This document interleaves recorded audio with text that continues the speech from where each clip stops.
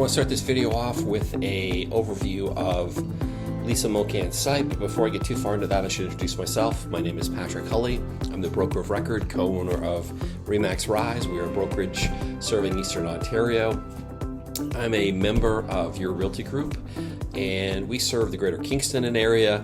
Lisa Mocan is a member of our team, and when we analyzed website approaches, the first and foremost focus we wanted to do is make sure we can create team member websites that match the branding and messaging and we feel comfortable with. And we're very pleased with what MaxTech Bold Trail has done, and here to share that with you. So let's get to it. This was the site we built. You saw sort of some slides of it on the intro. Very professional, lots of lead generation, some really nice integration of property searches, additional custom searches here, lots of guides and resources that make it even more compelling and interesting to use. And we're tying into reports and housing reports, but let's get you sort of a cursory overview of how we built this site. I'm not going to go point by point or detail because you'll discover this on your own. My goal of this video exercise is to show you the capabilities of MaxTech Bold Trail and hopefully get you on your way to customizing your site and hopefully give you some guidance in how you develop that site. So without further ado, inside of MaxTech, you open up typically in your dashboard with your pipeline, your active business. Web and IDX is your sort of go-to for creating the website. There are really two options here. One is the REMAX, just named REMAX, and the other was the REMAX collection. We opted for the collection. I will say with the REMAX site, the sub-menus mean something in terms of champion, warrior, and vector for how that site lays out. For the collection just lays out as it is. We've made some additions to it, but it lays out just as it is. And then let's look at our general content to the site in terms of the template. We hid the chat widget. We didn't use a black color for the header because our logo would be hidden. There's little things like that you're going to discover. And I will say there's quite a bit in here. It's fairly comprehensive. It's a little daunting when you first get into it.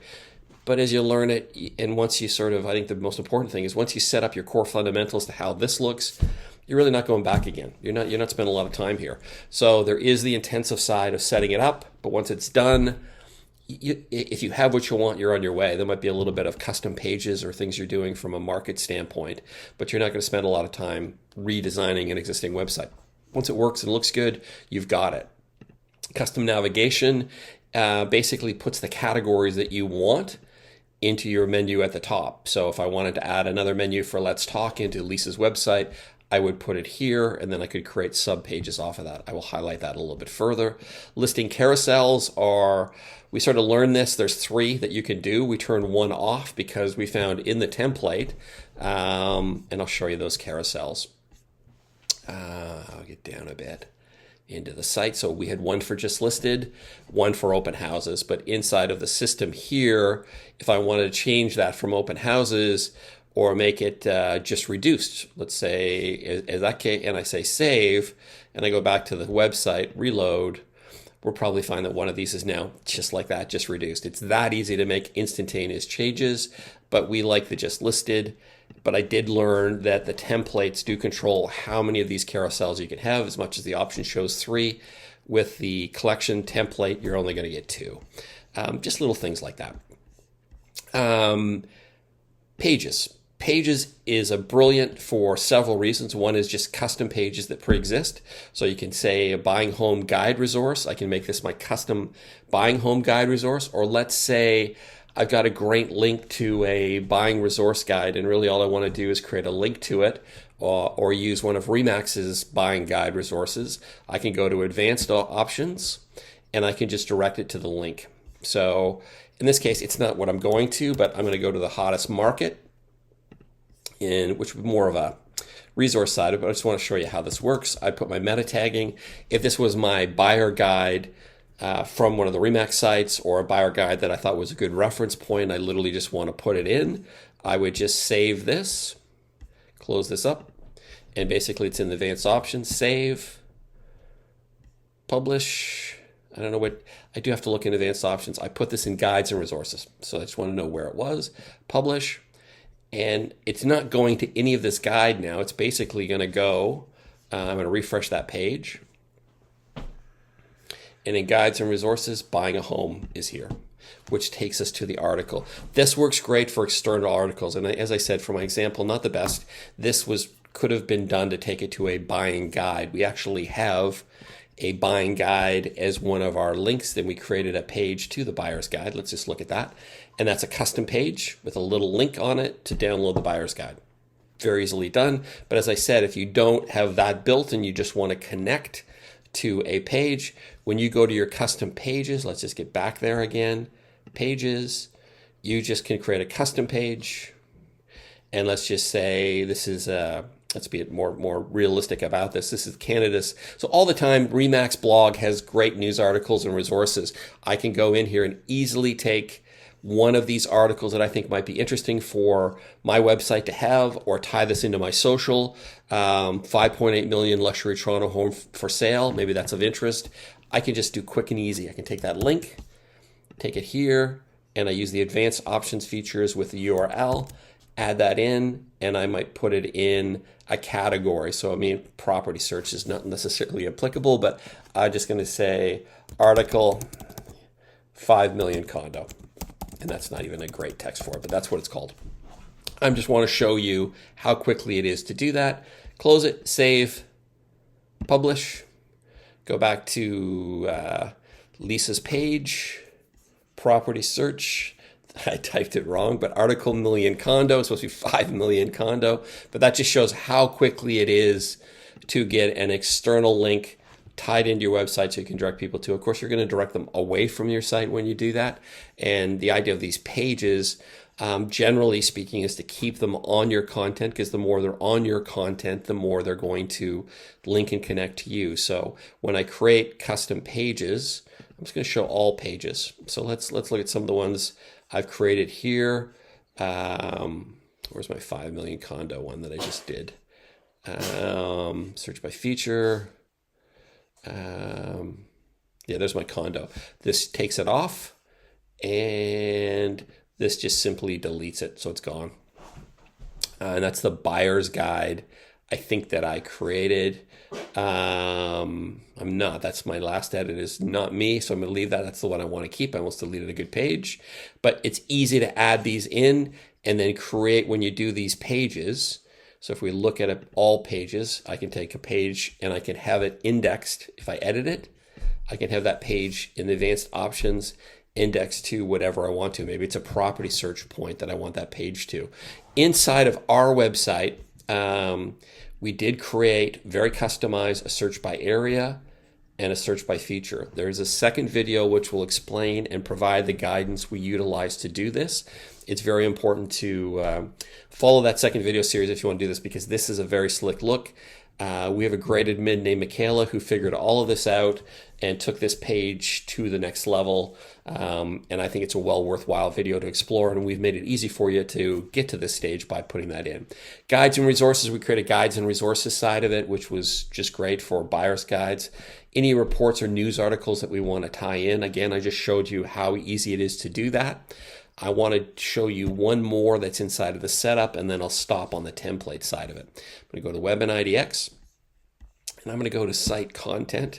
We've got testimonials that we've incorporated in, and we've got service. Now this is manual for the testimonials, and then we've got services and areas. This is great stuff. I'll show you where that resides on the main page, but this is easy to do. You add an area. Technically, we should be adding keywords here to help with our SEO. That should be in place. The display text highlights the area that it's about. But if we take our core area, which is Kingston, Ontario, you'll get a look at most popular, most expensive, least expensive for that area. This just works real time in the background and updates, so it's dynamic. The market listings change, it changes. Average prices change, it changes. It's obviously giving you a market read on that site on a current basis. And even better, Kingston's a big area. It allows you to drill down into a sub-market and provide that intel for a within market area, which there's lots of applications on how you can use this stuff. So that's just part of one of the features, and I'll show you where that resides on our page. This does help with your SEO. It was too easy to do inside of the template.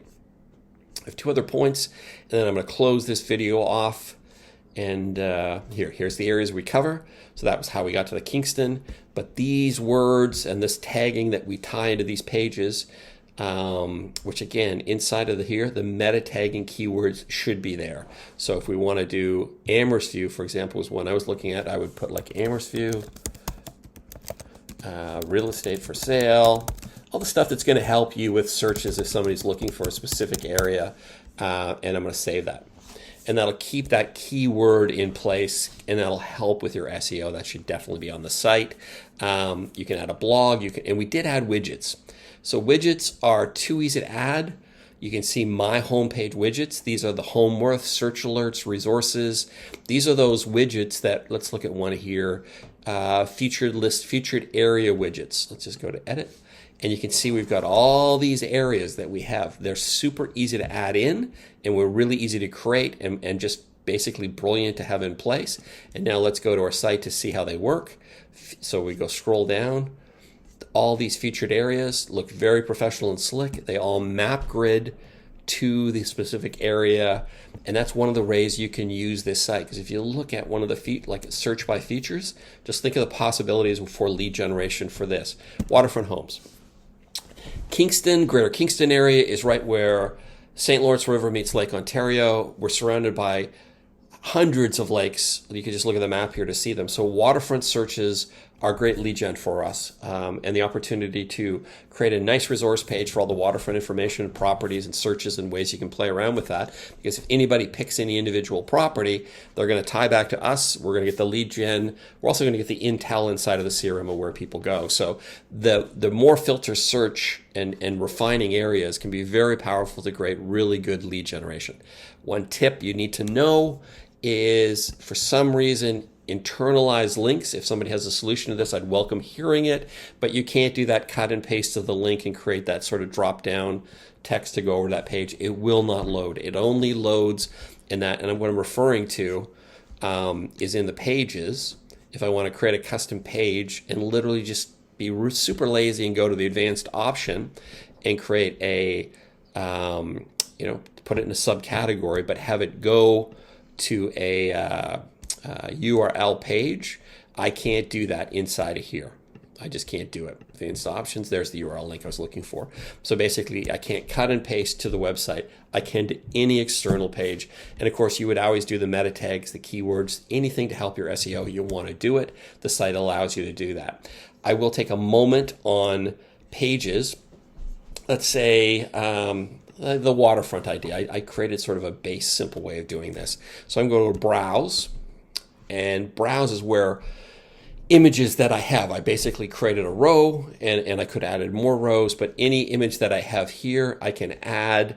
And I think I got it in the second place here. So there it is. This is an image I'd created in AI. If you're going to add an image to your website, make sure you have the license to do it. I use ChatGPT to create this nice image. And in particular, I then added text to it because it's a lazy image. And it's to click to preview waterfront properties. In essence, the ideal here was to create just show, not the best example in terms of how the site is laid out, but to show how easy it is to create a lander, which would then link to the waterfront property. So you can't do the cut and paste in the advanced options, but you can easily do it this way. And you can see how you can make a more professional page. You could design it. You could put more thought and process. But I'm basically adding an image link. And now let me just save that page. It needs a name. I'm just going to call it temp page. It's good for now. Close that up. And now I'm going to save it. And I'm going to, the field, I have to select a category. I'm going to put my property search. So now it's defined to the category of where it is. And I'm going to save that page. Save and publish. Now let's view it.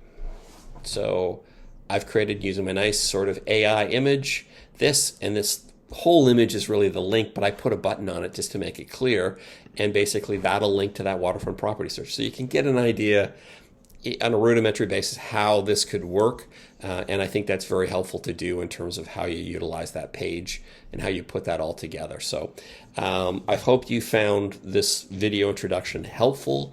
I think there's a lot behind MaxTech Bold Trail, and I encourage everybody to the best recommendation I can make is take a portion of your weekly schedule and work on your business. And in terms of the on your business work, spend some time learning this system, or if you've got an admin team, have your admin team do it. But you need to understand what can be done here before you have your team do it, so that you can give them better direction on how you want it to go. You definitely want to make sure you use the SEO. And I do want to show one more thing. It just came up to me. On the search side of it, there's custom navigations. So when you create the pages in the advanced options, let's just get to a page. When you create a page, give it a name, you assign it to a category. And in that category, you might have landing and lead capture. You need to then basically put it live inside of this website here, into that sort of, let me get back to the web and IDX, but you need to put it live inside of the custom navigation here for that category to be a live drop-down option, and it loads those there. So I hope you found this helpful, and I thank you for visiting. Thanks.